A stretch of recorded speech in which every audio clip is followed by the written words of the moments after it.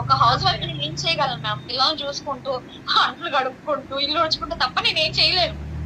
నాకు స్కిల్స్ ఎంత యూజ్ అయిందంటే అసలు మా సార్ అంటారు ఫస్ట్ వీకే నేను 27,000 ఫస్ట్ జాయిన్ అయ్యేటప్పుడు 15,000 కట్టాలి కదా మ్యామ్. మా సార్ని అడిగాను లాస్ట్ టైం 30,000 చేసావు కదా, ఏం చేసావు అన్నాడు. ఏం చేయలేదు, నాకు ఈసారి అప్పుగా ఇవ్వన్నాడు. నాకు అప్పుగా 1 వీక్ లో నీకు రిటర్న్ ఇవ్వకపోతే నువ్వు చెప్పినట్లు నేను వింటాను అన్నాడు. ఇచ్చాడు. ఇచ్చిన తర్వాత ఫస్ట్ వీక్ లోనే ఫస్ట్ శాలరీ 27,000 తన చేతిలో పెట్టాను. అబ్బా, అసలు డబుల్ పే చేస్తాం అనమాట మీ ఆయనకి.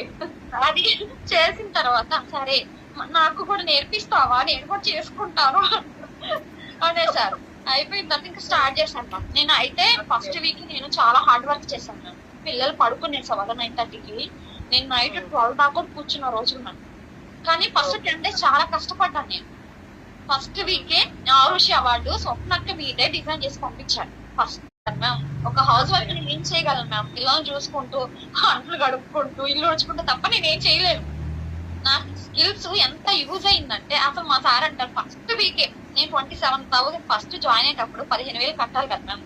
మా సార్ని అడిగాను లాస్ట్ టైం 30,000 చేసావు కదా, ఏం చేసావు అన్నాడు. ఏం చేయలేదు, నాకు ఈసారి అప్పుగా ఇవ్వన్నాడు. నాకు అప్పుగా 1 వీక్ లో నీకు రిటర్న్ ఇవ్వకపోతే నువ్వు చెప్పినట్లు నేను వింటాను అన్నాడు. ఇచ్చాడు. ఇచ్చిన తర్వాత ఫస్ట్ వీక్ లోనే ఫస్ట్ శాలరీ 27,000 తన చేతిలో పెట్టాను. అబ్బా, అసలు డబుల్ పే చేస్తాం అనమాట మీ ఆయనకి. అది చేసిన తర్వాత సరే నాకు కూడా నేర్పిస్తావా, నేను కూడా చేసుకుంటాను అనేసారు.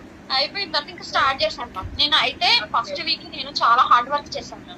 పిల్లలు పడుకునే 9:30కి నేను నైట్ 12 దాకా కూర్చున్న రోజులు ఉన్నాను. కానీ ఫస్ట్ 10 days చాలా కష్టపడ్డాను. నేను ఫస్ట్ వీకే ఆరుషి అవార్డు స్వప్నక్క మీదే డిజైన్ చేసి పంపించాను. ఫస్ట్